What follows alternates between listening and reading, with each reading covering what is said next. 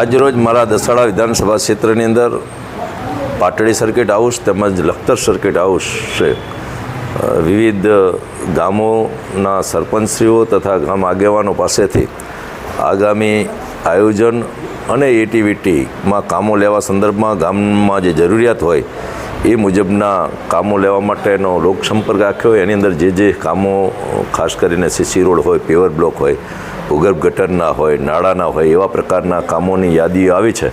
આગામી સમયની અંદર આયોજન અને એટીવીટીની બેઠકની અંદર આ કામો સત્વરે લઈ અને મંજૂર કરવામાં આવશે.